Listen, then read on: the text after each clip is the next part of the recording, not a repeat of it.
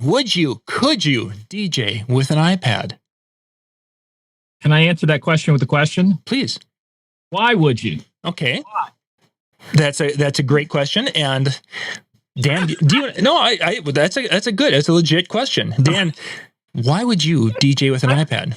You all missed the whole thing before the show that we're not going to talk about. I'm in a bit of a raw mood lately about things. So most of my answers tonight, this is my disclaimer. Most of my answers are going to be a little rough.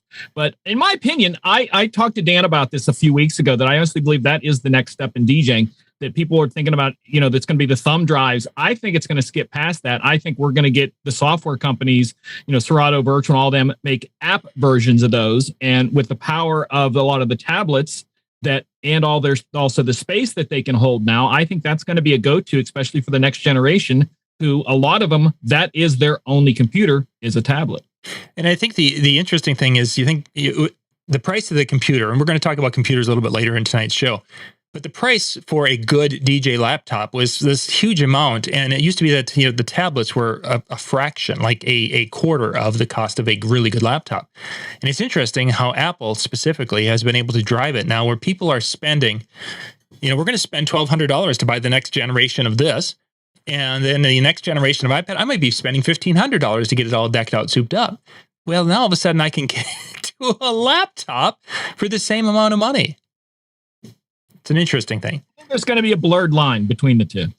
So to answer the why, I think price is one thing, because you can pick up a generation or two off iPad Pro, and you can get it for $300-$400. If you watch the marketplace, I picked up an iPad Pro that was one generation off for about a third of the price of a brand new one, and it was very lightly used.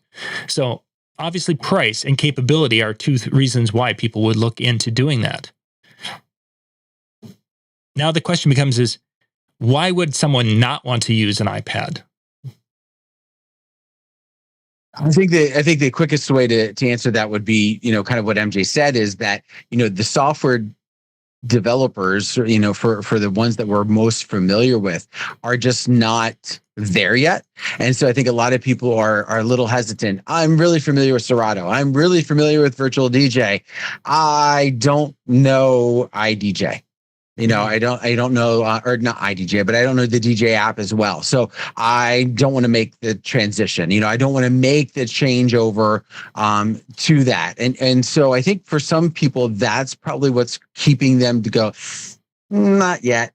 Although I know quite a few people who, and MJ, let's use the term loosely here. All right. So they DJ with their laptops, but they DJ ceremonies with their iPads, with their tablets, using the DJ app. And so they're not doing, quite the same, but there is music playback happening and fading from back and forth. So, there are quite a few people who are doing that. And I think that will also help to speed up those people who decide to make a change, if they decide to go there before the software companies jump full force. One concern with an iPad, my hesitation with it, is that the idea of an iPad, the batteries seem to die quicker than a laptop battery, I feel.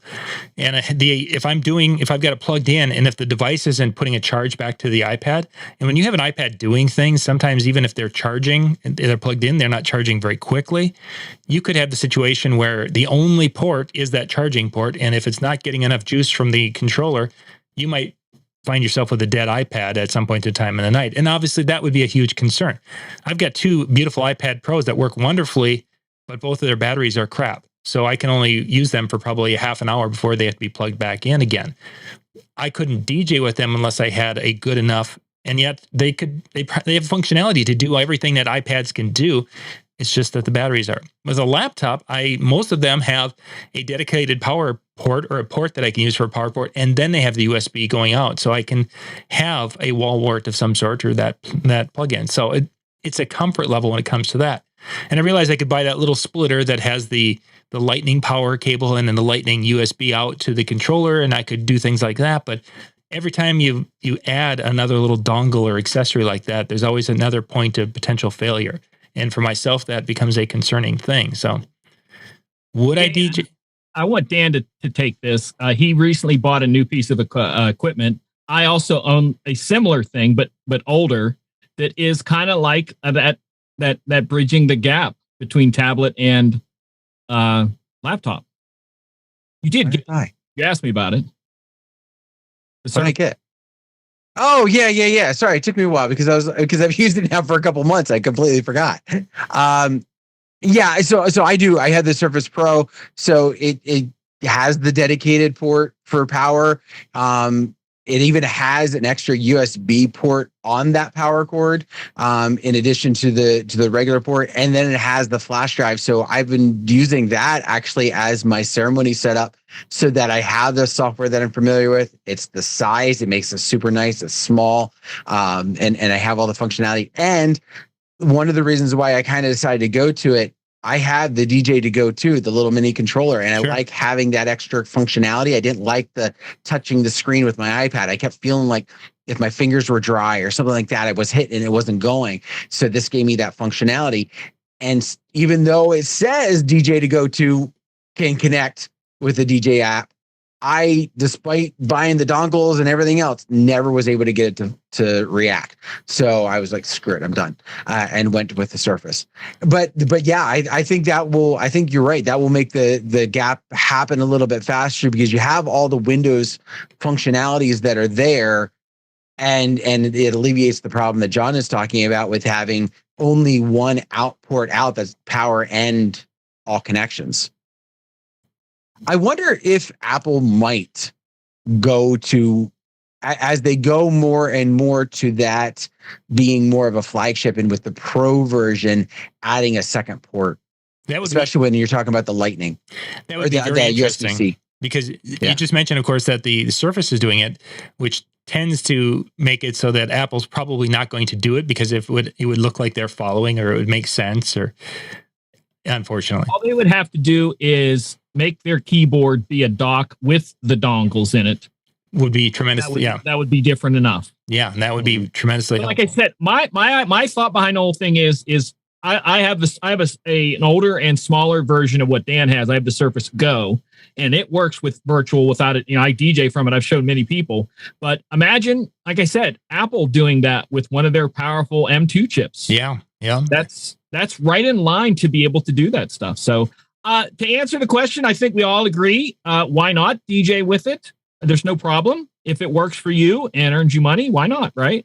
And to think if you could carry like 2 iPads instead of 2 bigger, large, I've got my 15-inch laptop, so I could carry 2 iPads.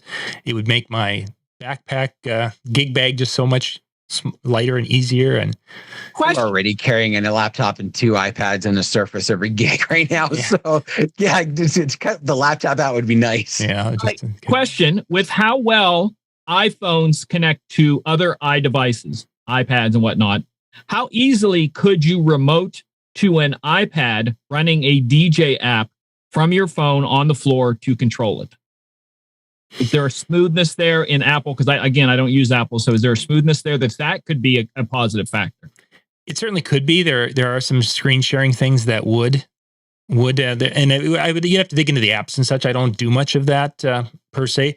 I mean, I do a lot of remote desktop with my phone. Like today I had to send a couple of business emails and design a couple of things. And I did that while sitting at the VA today so there's a lot of connectivity, and Apple's done a really nice job of utilizing that technology to make it work, as the other PC side has also.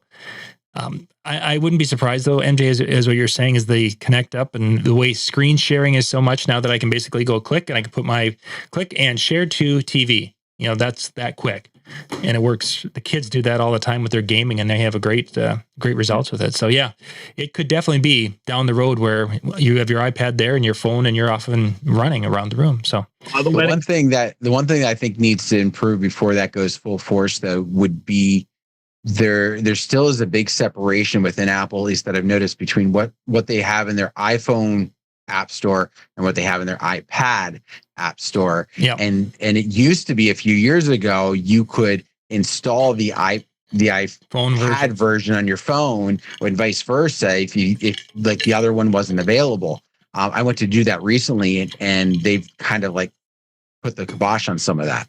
So maybe it was just the app I was looking for, but I wasn't able to get it on my phone, which kind of annoyed me because I wanted it as a backup for something, to something I was using. So yeah, I've done that also, and and had it so it's on the iPad, and it's definitely convenient. So let's jump to our next question.